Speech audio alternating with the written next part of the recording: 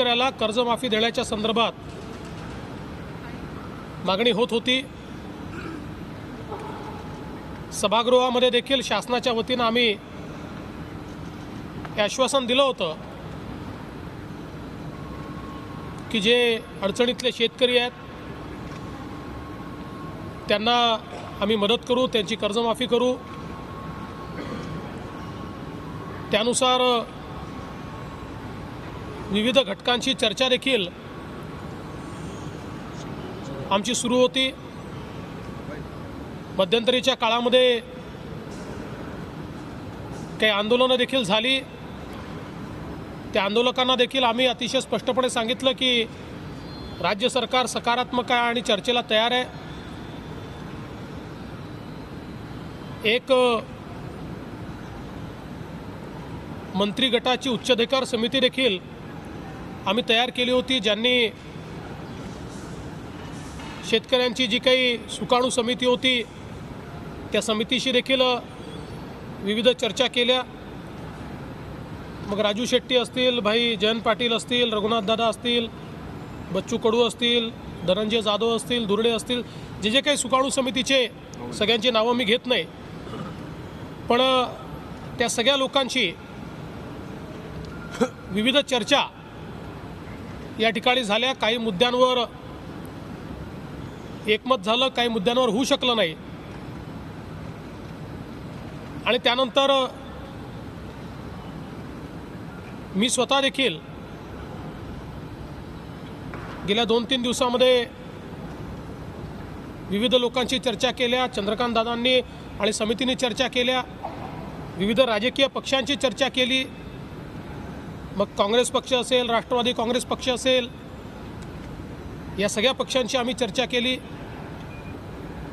मी स्वतः श्री राजू शेट्टी यांच्याशी चर्चा केली, राष्ट्रवादी काँग्रेसचे अध्यक्ष श्री शरद पवार साहेब यांच्याशी चर्चा केली आणि आम्ही त्यानंतर सन्माननीय शिवसेना पक्षप्रमुख उद्धव ठाकरेजी यांच्याशी देखील अतिशय सविस्तर चर्चा केली।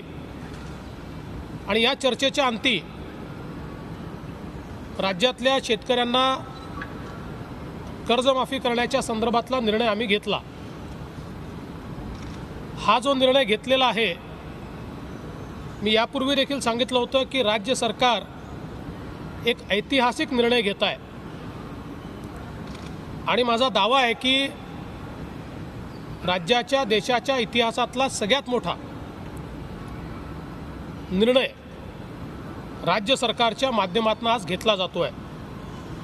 काही पार्श्वभूमी आपल्यासमोर मला ठेवण्याची इच्छा आहे की आपण ॲग्रिकल्चर हाऊसहोल्ड पर कॅपिटा कर्ज किती आहे हे जर देशामध्ये बघितलं, म्हणजे घरटी कर्ज किती कृषीचं, कृषी विभागामध्ये, तर ते केरळमध्ये 2,13,000 रुपये आहे, आंध्र प्रदेशात 1,23,000 रुपये, पंजाबमध्ये 1,19,000 रुपये, तमिळनाडूत 1,15,900 रुपये आहे, कर्नाटकात 97,200 रुपये आहे, तेलंगणात 93,500 रुपये आहे, हरियाणामध्ये 79,000 रुपये आहे, राजस्थानमध्ये 70,000 रुपये आहे, महाराष्ट्रात ते 54,000 रुपये आहे, 54,700 रुपये।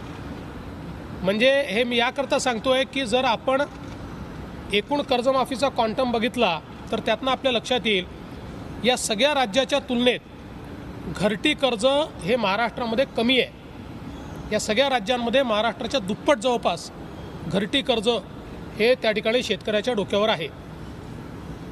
आणि आत्तापर्यंत ज्या काही कर्जमाफी झाल्या त्या कर्जमाफीच्या संदर्भातला देखील आढावा आम्ही घेतला, तर आपण बघितलं तर केंद्र सरकारनं जी संपूर्ण देशाकरता कर्जमाफी केली होती ती 72,000 कोटीची होती, पण नंतर ती कमी झाली आणि 52,000 कोटीची झाली। महाराष्ट्रामध्ये यापूर्वीची जी कर्जमाफी झाली होती ती 7,000 कोटी रुपयाची कर्जमाफी झाली होती। तेलंगणाने 15,000 कोटीची कर्जमाफी केली आहे, आंध्रनी जवळपास 20,000 कोटीची केली आहे, पंजाबनी 10,000 कोटी रुपयाची केली आहे, कर्नाटकने 8,000 कोटी रुपयाची केलेली आहे। या सगळ्याच्या पार्श्वभूमीवर महाराष्ट्र सरकारने घेतलेला निर्णय हा अभूतपूर्व अशा प्रकारचा निर्णय आहे। जवळजवळ 34,000 कोटी रुपयाची कर्जमाफी राज्य सरकारच्या वतीनं आज कॅबिनेटने त्याला मान्यता दिली आहे।